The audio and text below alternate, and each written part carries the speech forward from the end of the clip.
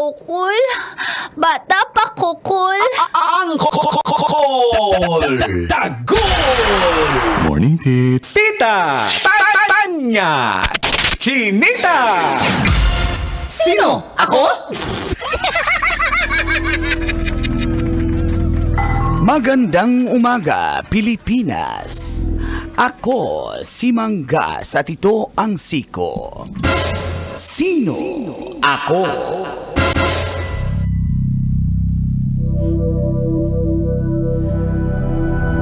Nagpa-vasectomy ang host na si Drew Arellano matapos silang magkaroon ng 5 anak ni Iya Villania.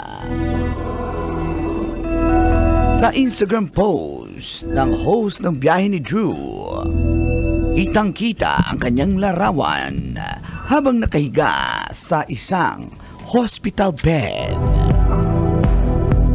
na may caption, "Happy late and advance Mother's Day to my wife.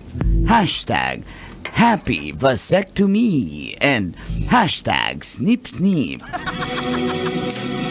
Ayon kay Dr. Mary Joyce Mondina Yabyabin, isang family planning head ng Dr. Jose Fabella Memorial Hospital, ang vasectomy ay isang uri ng birth control para sa mga lalaki na pinuputol. Ang alin? Pinuputol ang daluyan ng punlay o vas deferens para hindi na makadaan ang sperm o similya. Pero paglilinaw ni Dr. Yabyabin, hindi totoo. Mababawasan ang sex drive ng isang lalaki kapag sumailalim sa vasectomy. May anesthesia din itong ibibigay sa isang lalaking magpapavasectomy para wala siyang maramdaman na sakit. Nakakagawa pa rin naman daw ng sperm cells sa mga lalaking sumailalim sa vasectomy, ngunit hindi na ito sumasama sa semen dahil putol na nga ang daluyan mula sa testicles, kaya naa-absorb na naman ito ng katawan. Dahilan para hindi na rin siya makabuntis. At wala rin umanong katotohanan na may koneksyon ang vasectomy sa pagkakaroon ng prostate cancer ng isang lalaki. Ikaw, kabisyo, handa ka na bang magpa-vasectomy?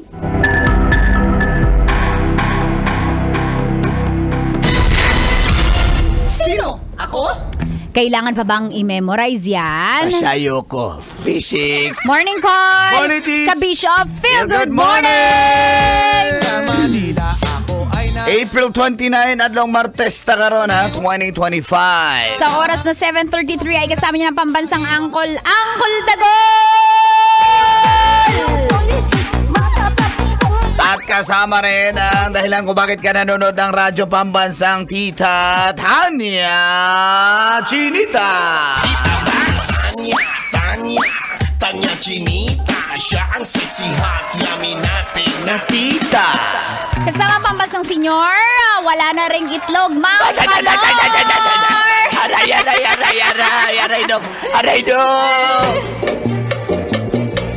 Hindi ba sectomy yung kay Mang Kanor, Tits? Kinapon talaga. Oo. Kapon din ba sa Tagalog yung kapon? Oo, kapon yun eh. Kapon, kinapon. Para yung mga pero sa aso, aso, di ba, tatanggalin yung itlog nila? para nga hindi makabuntis. Oo, inaalisan yung bangko ng sperm. Bakit?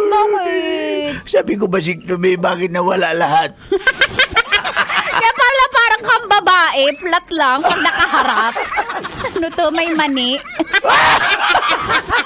May kipi si Mang Kanor. Pero grabe na si Drew. Alam mo, Arellano. saludo ako sa kanya. Kasi bata niya pa, pero nag-decide na siya. Para mag-decide ng ganun, kailangan ng matinding courage. Yeah, kasi ka-loyal din si Drew. Marami tayong mga ka-loyal. Good morning Pag di ka loyal, hindi magpapaganyan. Ako hindi ako Pagbabaero. magpapaganyan. Mangganyan ako, mangganyan. Pwede ako magpaganyan. Bakit? Ayoko, nakakatakot eh.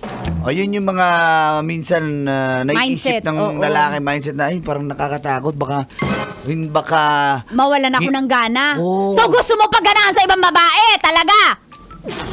ba't ka na na-trigger na naman? Di ba iniisip Isip nyo baka mawala ng gana. Baka hindi na... Baka yung drive. Baka hindi na daw hindi na makabuo. tumigas si Junjun. Baka hindi na tumigas. O anong gagawin ko dito? Gawin ko na lang sardinas? Ibig sabihin, gagamitin nyo sa ibang babae. Wala kami sinabing gano'n! Wala kami sinabing gano'n! Babalik. Batadan! Batadan. Diba? Si Drew nga So kaya nyo din. Lalo yung mga ano dyan, anak ng anak sa iba't ibang babae. Hindi nyo naman mabuhay. Kaya ang daming single mom dahil sa inyo mga irresponsableng lalaki. Yan na Hi guys, na-trigger na naman guys dahil sa mga hindi nagpabasik to Bagay sa'yo maging aso na lang Anong anak kayo Tanggaling itlog. Nagpa-vasectomy. Si Mister? Yung aso. Sabi nung paniniwala na sana ako guys, pero anong klaseng aso ba yan? Yung aso? Sabi ng mister. Nasaktan kasi siya, kaya siya gumanon. Aso? Si Mister. Tinalian ng laste para matanggal yung itlog. Nung aso? Tatay. Si Mister. Kawawa nun. Ilagyan ba ng abo yung sugat sa itlog? Nilagyan yung aso? Yung Mister.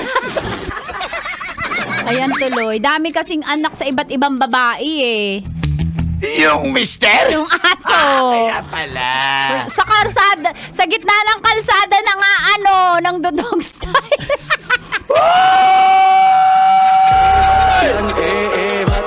Yung aso? Kaya pala buti nga, binasigtumi yan. Si Mister! Yung doktor. Sumayaw ng Ebat Adan. Si Mister? Yung aso. Ay, nako.